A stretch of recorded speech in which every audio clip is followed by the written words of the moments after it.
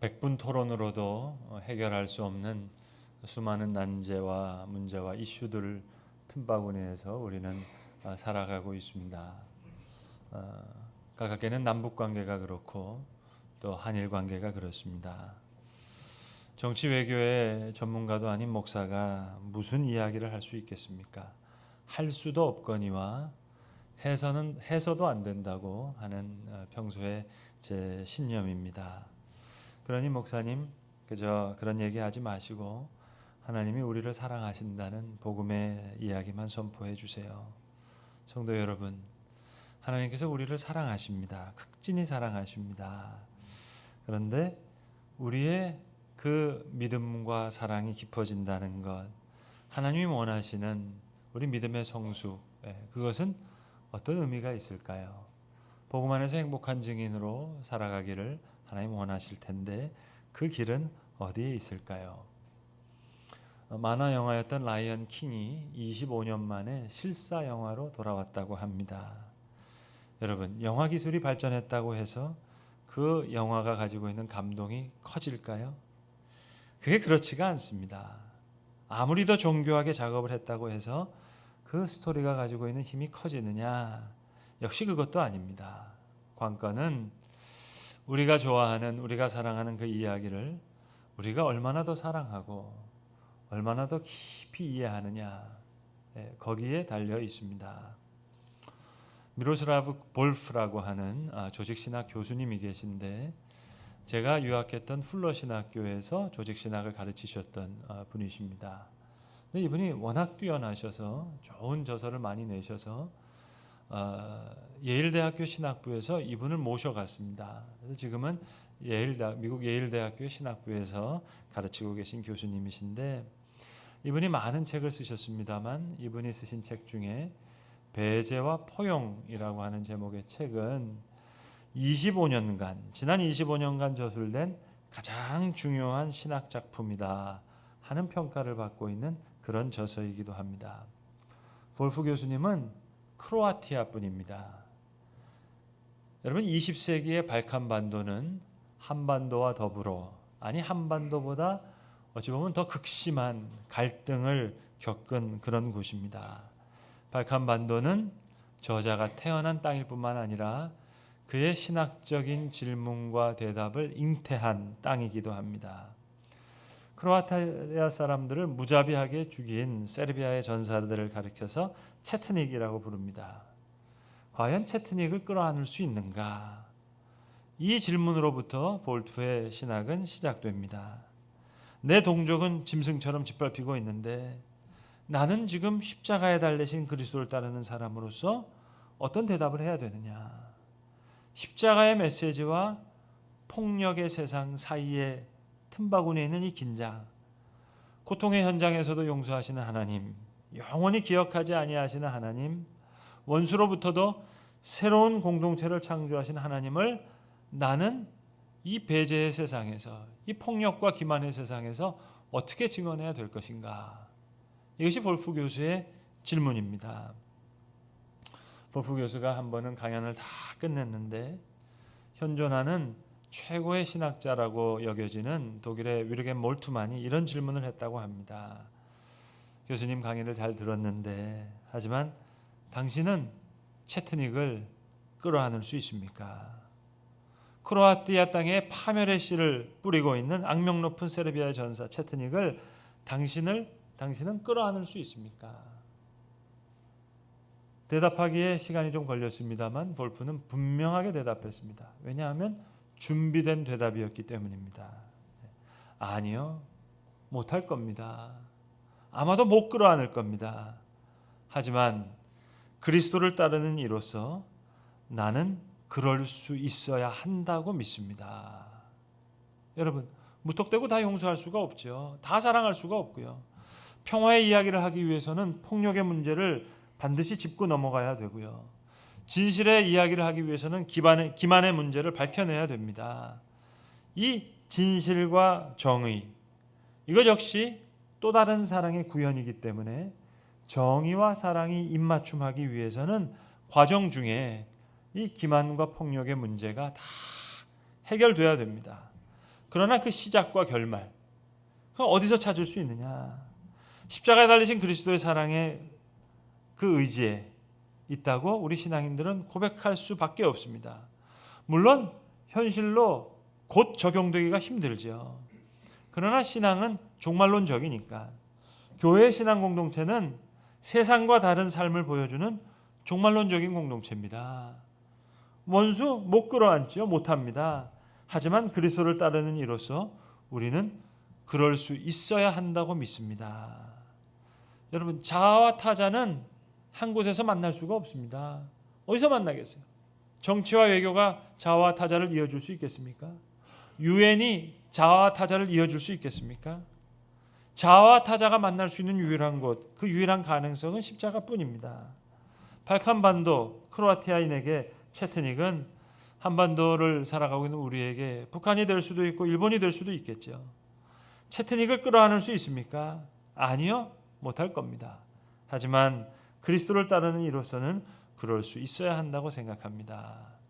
이것이 하늘아버지의 온전하심을 사모하는 자들의 고백이 되어야 될 것입니다.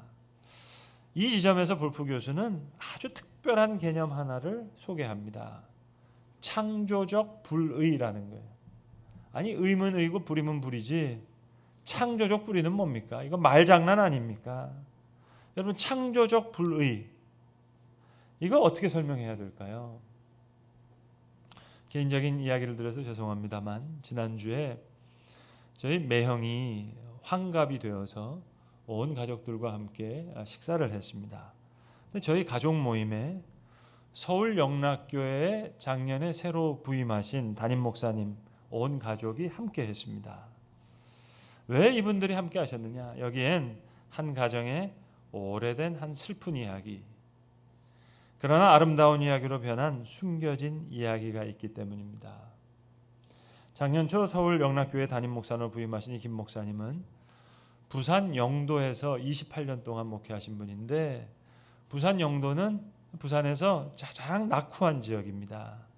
이곳을 목회하시다가 서울 영락교회 담임으로 오셨는데, 담임 목사님이 이제 부임하시자마자 교인들에게 설교하시면서 당신의 가정사를 공개적으로 말씀하셨어요. 그러니까 지금부터 제가 드리는 말씀은 적어도 서울 영락교회 교인들은 다 아시는 그런 내용이 되겠습니다. 이 영락교회 담임 목사님이 김 목사님과 제 매형은 아버지와 어머니가 같은 2살 터울의 형제입니다. 단 둘밖에 없습니다. 피부치는. 부모님은 이북에서 내려오신 피난민이었어요. 서울 영락교회에서 신앙생활 하시다가 어머니가 매형을 낳자마자 세상을 떠나셨어요. 그리고 영락동산에 묻히시게 됩니다. 둘을 다 키울 수가 없잖아요. 그래서 매형을 이북에서 같이 내려온 피난민 중에 고양이 같은 그 분 중에서 아이가 없는 부부에게 키워달라고 맡깁니다. 그러니까 저희 매형은 이 두 분을 부모님으로 모시면서 커갑니다. 진짜 아버님은 영락교회에서 이제 도림교회로 옮기셔서 도림교회 여자전도사님과 재혼을 하시고 사시면서 도림교회 원로장로님으로 사시다가 세상을 떠나시게 되는데, 그러니까 이 김 목사님은 아버님 밑에서 컸고 제 매형은 다른 두 분 밑에서 큰 겁니다. 실제로는 진짜 형제인데 자랄 때는 먼 친척형으로 알고 그렇게 자라나게 됩니다. 그런데 저희 매형을 키워주신 이 두 분이, 부모님이 세상을 다 떠나시게 되는 거예요. 저희 매형은 고아가 되는 겁니다. 학생 때일 때. 얘기를 들어보면 자기는 학생 때 부모님이 다 돌아가셔서 저녁에 불을 끄고 잠을 자는 게 그게 두려웠대요. 그러니까 이모님이, 그러니까 피가 섞인 이모님은 아니죠. 그 이모님이 매형을 키워주신 거예요. 근데 키워주신 그 어머니가 돌아가시는 장례식 날 김은성 목사님이, 그분도 역시 학생 때였죠, 저희 매형에게 이야기해 줬다는 거예요. 사실은 여차저차해서 이렇게 된 거라고. 사실은 너랑 나랑이 아버지와 어머니가 같은 형제라고. 근데 저희 매형은 이 이야기가 오히려 큰 충격이 된 거예요. 아니, 요셉은 형제에게 팔려갔다고 하는데, 아니 나는 진짜 아버지가 버젓이 살아 계신데 나는 왜 이렇게 살게 하셨던가. 그래서 오히려 이 키우신 어머님의 장례식 이후에 두 형제 간에는 오히려 왕래가 없어지게 됩니다. 그리고 피가 섞이지 않은 이 이모님 밑에서 자라게 되는 거예요. 그러니까 저희 누이가 결혼식 할 때만 하더라도 우리는 매형이 부모님 다 돌아가신 그런 분으로 알고 결혼식을 한 겁니다. 그러니까 그 키워주신 이모님만 모시고 결혼식 한 거예요. 죄송하지만 제 결혼식에는 수백 명의 하객이 있었지만 저희 누이 결혼식에는 매형 사정이 있었기 때문에 몇십 명만 모여서 돌아가신 우리 교회, 제가 자란 교회 원로 목사님 모시고 예배드리면서 간소하게 결혼식을 한 거예요.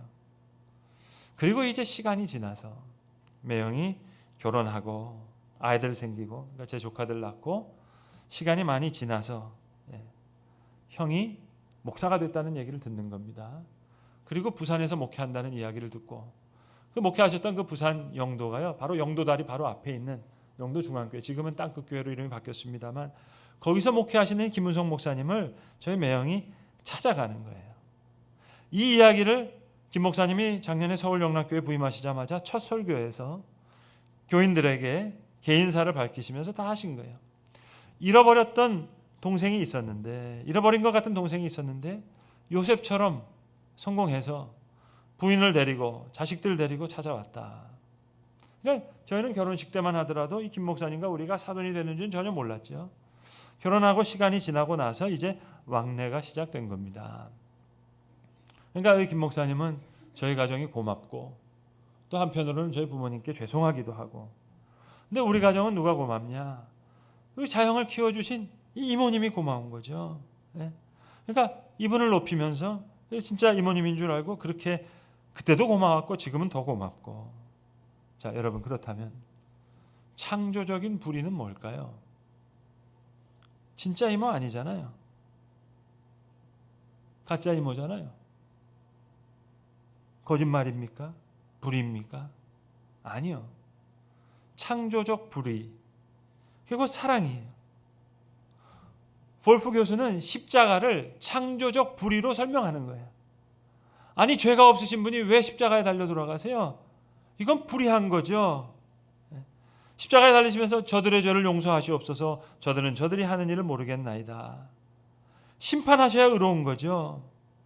창조적 불의, 이것을 사랑으로 설명하고, 타자와 자아는 도저히 만날 수 없지만 그걸 만날 수 있는 유일한 곳, 그건 정치도 아니고 외교도 아니고 유엔도 아니고 그것이 그리스도의 사랑이라고 변증하는 신학자입니다. 저는 서두에 라이언 킹 영화 얘기도 했습니다만 어렸을 때는요, 피터팬, 그것도 만화로도 나오고 영화로도 나오고 동화로도 나왔잖아요. 뮤지컬로도 나오고. 그걸 볼 때마다 어렸을 땐 당연히 피터팬이 주인공이라고 생각했어요. 그리고 후크 선장, 그거 중요하고, 그리고 요정 팅커벨, 귀엽잖아요. 항상 피터팬 따라다니고. 그러니까 이 세 인물이 가장 중요한 인물이다 생각했는데요. 그런데 어른이 돼서 다시 이 이야기를 읽으면서 다시 생각하면, 피터팬의 진짜 주인공은 웬디가 아닐까 하는 생각을 하게 됩니다. 여러분, 웬디는 그냥 피터팬을 따라 나선 여자친구가 아닙니다. 때로는 피터팬에게 따끔하게 말합니다.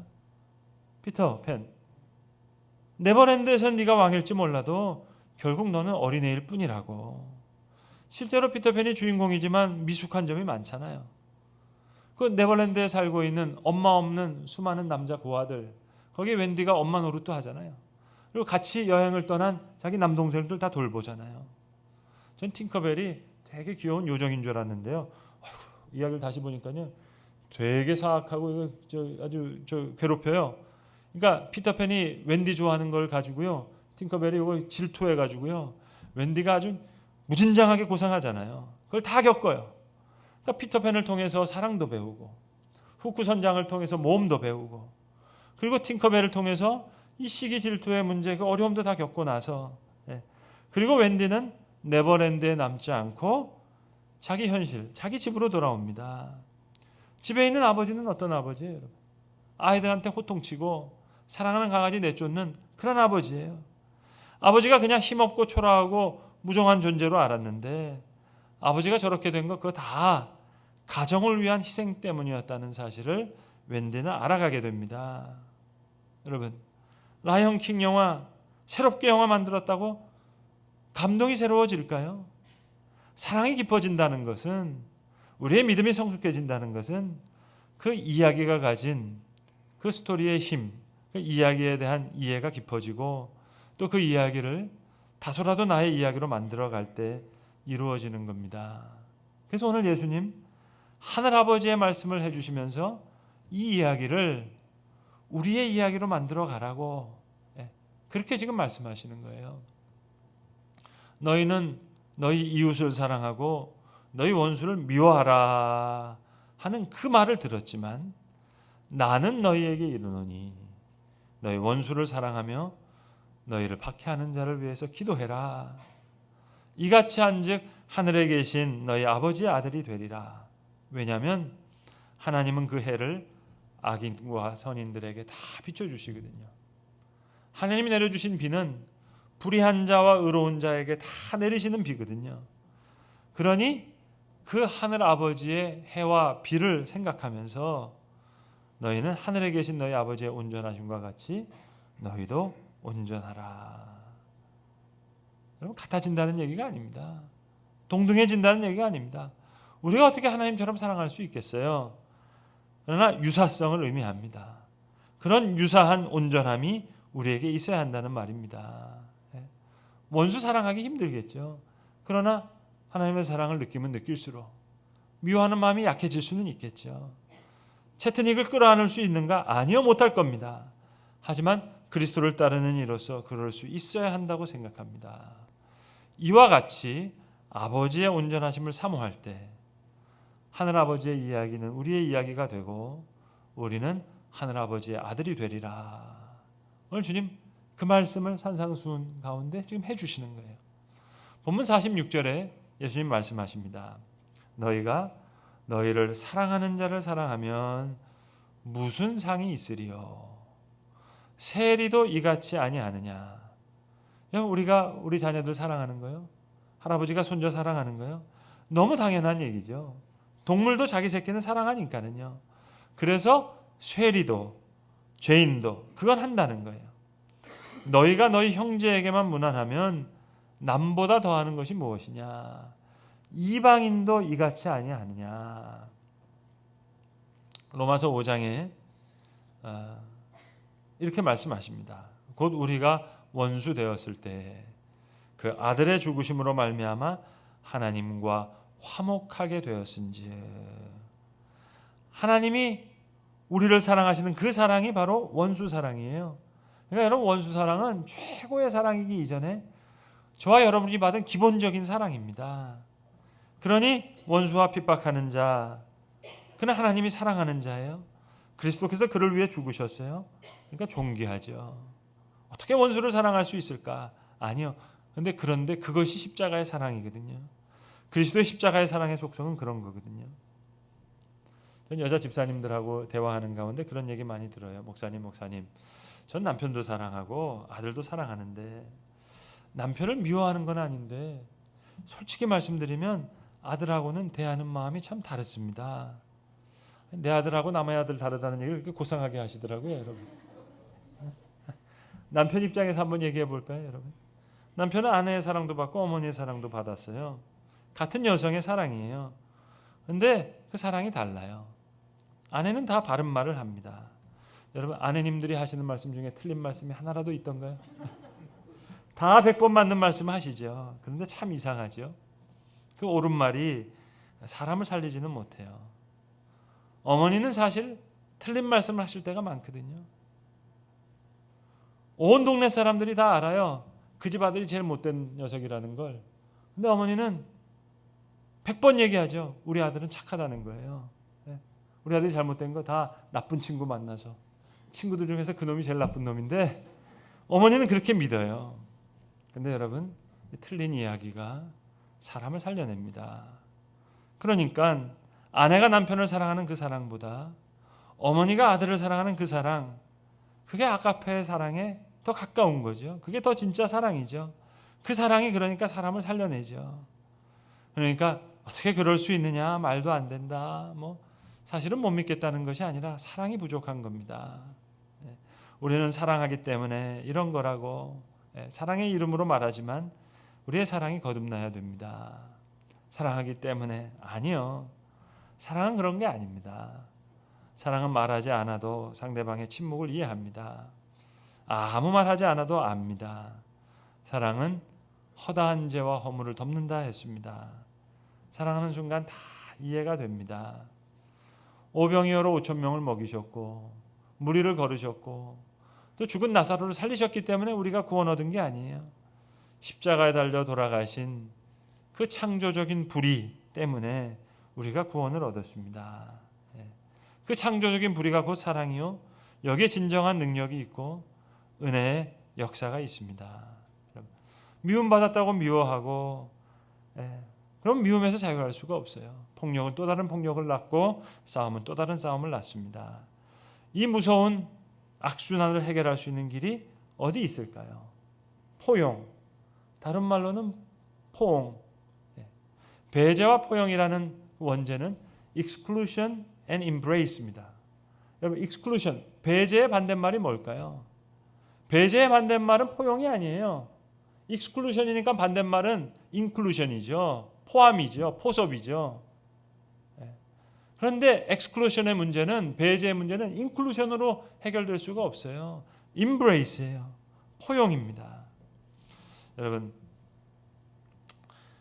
아내에게 못할 짓 많이 하고 술 많이 먹은 남편들이 술에 간뜩 취해가지고 집으로 돌아올 때 사실 그 마음속에는 너무 미안한 마음이 다 있답니다. 그런데 아내가 문을 열면서부터 죽느니 사느니 싸우자고 하면 그 술꾼들은 마음속에 은근히 기분이 좋아진대요. 왜냐? 자기가 나쁜 남자라는 건 분명히 알겠는데 아내가 지금 소리를 지르고 있으니까 아내도 나쁜 아내인 것 같아서 우리는 궁합이 잘 맞는다. 속으로 그 생각을 한다는 거예요. 남편은 못할 짓 하고 지금 들어오는데 아내가 천사처럼 남편을 위하면 그때 남편은 진짜 쥐구멍으로 들어가고 싶고 내가 진짜 천벌을 받아야지. 내가 정말 잘못했지. 그렇게 뉘우치게 된다는 겁니다. 성경에 탕자의 형이 하는 이야기 틀린 말이 어디 있습니까? 다 옳은 말이죠. 형의 말이 잘못됐다는 것이 아니라 아버지의 마음을 몰랐기에 아버지를 슬프게 했다는 겁니다. 오늘 하나님이 기뻐하시는 것, 나를 핍박하는 자를 위해서 기도하는 것, 사랑하는 것, 하나님께서 기뻐하신다는 거예요. 제가 여러 번 예화로 말씀드린 것 같은데 윈스턴 처칠이 영국 수상으로 있었을 때 세계 2차 대전 때입니다. 독일군 포로 수용소를 런던 북부에서 아이로브만이라고 하는 섬으로 옮기자고 하는 이전안을 헌의하자 국회의원들이 다 들고 일어났다는 거예요. 당신 지금 정신이 있느냐? 이게 돈이 한두 푼 드냐? 전세가 우리가 불리한데 우리가 지금 독일군 공습을 받고 있는데 지금 한가하게 이런 생각할 수 있느냐? 근데 처칠이 설득했어요. 그리고 사정이 가까워질 때까지 토론 끝에 이 독일 포로 수용소 이전안이 통과될 때 처칠은 구부정한 모습으로 의원들에게 나와서 땡큐 감사합니다 이야기하고 그리고 자기의 집무실에 가서 무릎을 꿇고 하나님 앞에 이렇게 기도했다는 거 아닙니까? Lord, 주님, 하나님, today, 오늘 영국은 이 전쟁에서 이겼습니다. We've won this war. 주님, 오늘 영국은 이 전쟁에서 이겼습니다. 그럼 그때 이기는 겁니다. 하나님이 주관하시는 이 세상, 악인과 선인에게 모두 해를 비춰주시고 불의한 자, 의로운 자에게 모두 비를 주시는 하나님. 여러분, 예수님 제자들의 발을 씻기시면서 요한복음에 보시면 끝까지 사랑하셨다 말씀하십니다. 가룟 유다를 포함해서 12제자 다 사랑하셨어요. 솔직히 말씀드리면 다른 제자도 예수님 떠나갈 사람입니다. 베드로도 3번이나 예수를 모른다고 부인하고 도망갑니다. 예수님 편에서는 사실 베드로도 가룟 유다도 50보 100보예요. 끝까지 사랑하시는 거예요. 성도 여러분, 우리는 혼란한 시대, 분열된 시대를 살아가고 있습니다. 모두가 모두를 비판하고 모두가 죽여라 하고 소리를 지릅니다. 언제까지 이 고함 소리를 들어야 되겠습니까? 우리 주님은 가룟 유다도 사랑하시고 베드로도 사랑하시고 창조적으로 사랑하시고 그리스도의 원수 사랑이, 이 창조적인 불이, 그 사랑 때문에 저와 여러분이 사랑받는 존재가 됐습니다. 우리는 핍박하는 자를 위해서 기도할 수 없어요. 그러나 그리스도의 사랑이 우리를 감동할 때, 그 사랑이 우리를 충만케 할 때, 하늘 아버지의 해와 비를, 그 온전하심을 생각할 때, 그 아버지의 온전하심을 사모할 때, 비록 우리는 하나님처럼 사랑할 수 없지만, 그리스도처럼 그 사랑을 베풀 수 없지만, 그래도 하늘 아버지의 그 비와 해와 같은 온전하심을 사모할 때 우리는 부족하나마 아버지를 닮은 아버지의 아들들이 될 것입니다. 기도하겠습니다. 아버지 하나님, 수많은 기만과 폭력과 배제의 세상을 살아가고 있습니다. 그러나 그 틈바구니에서도 우리는 십자가에 달리신 복음의 메시지를 바라보며 우리의 죄를 기억하지 아니하시는 하나님, 원수로부터도 새로운 공동체를 창조하시는 하나님을 증언해야 될 그런 현장에 서 있습니다. 주님, 원컨대 우리가 비록 아버지의 사랑처럼 온전한 사랑을 할 수 없다 하더라도 하늘 아버지의 그 해와 비의 온전하심을 생각하며 그 온전하심을 사모할 때에 주님, 우리가 하나님처럼 사랑할 수 없지만 그래도 아버지를 닮는 아버지의 아들들이 될 수 있도록 주님, 우리를 도우시옵소서. 우리 주 예수 그리스도의 이름으로 기도합니다. 아멘.